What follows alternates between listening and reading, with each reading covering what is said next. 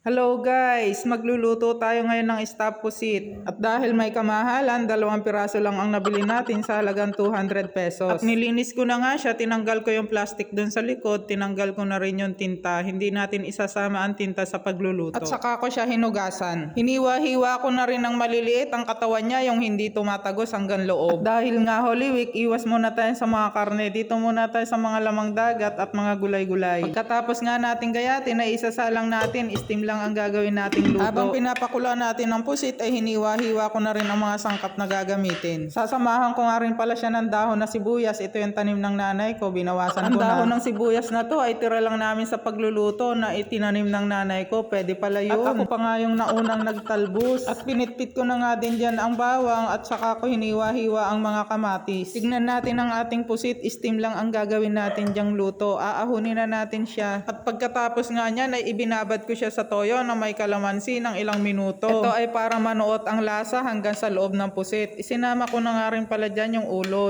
ng pusit na tinanggal ko kanina. Ito na nga pala yung mga hiniwa-hiwa natin kanina na ipapalaman natin mamaya sa loob ng pusit. Ang gagawin natin ay igigisa natin siya. Umpisahan na natin ilagay ang bawang at saka natin isusunod ang sibuyas. At pag golden brown na ang sibuyas at bawang, ilalagay na natin ang kamatis. Hinalo-halo ko lang ng konti, saka ko rin inilagay yung carrots. Nilagyan ko na nga lang yan ng shrimp cubes para pumareho na rin ang lasa. At pagkatapos nga nating lagyan ng pampalasa ay tatakpan natin to ng ilang minuto. Nang naluto na ang kamatis, nilagay ko na rin dyan yung dahon ng sibuyas at nilagyan ko rin siya ng toyo na may kalamansi. Nilagyan ko nga rin pala yan ng oyster sauce, pandagdag ng lasa. Ito ang ilalagay natin mamaya sa loob ng pusit. Pinakuluan ko nga lang to ng konti at pwede na natin tong ilagay sa loob ng pusit. At napansin ko nga mukhang maliit yata yung butas ng pusit. Ang hirap ilagay. At ganun pa man, inilagay ko to ng siksik liglig at umaapaw. 2 piraso pa lang yan. Paano pa kaya kung marami pa akong pusit na lalagyan? After few minutes ay natapos ko na rin palamanan ng pusit. Saka ko to tutusukin ng toothpick, pinakang sarado niya. Ito ay para hindi lumabas yung ipinalaman natin kanina. Medyo matrabaho pero ayos lang. Babawi na lang ako ng kain mamaya. At pagkatapos nga niyan ay sasangkot sa natin siya dun sa tirang salsa kanina. At nilagay ko na rin yung tirang dahon ng sibuyas. At habang inaahon ko nga to ay naiisip ko, mapapalaban na naman ako ng kain nito. Ito lang ang kagandahan kapag wala tayong pasok, nakakapag-isip tayo ng mga pagkain nang hindi natin naluluto sa pangkaraniwang araw. Paniguradong madadagdagan ng ating timbang sa 4 na araw na bakasyon. Kaya naisip ko nga ay uuntian ko na lang ang kanin at dadagdagan ko ang ulam. Saka na lang ulit tayo mag-diet pagkatapos ng holidays. Tara, huwag na nating patagalin. Umpisahan na natin to. Kain na tayo.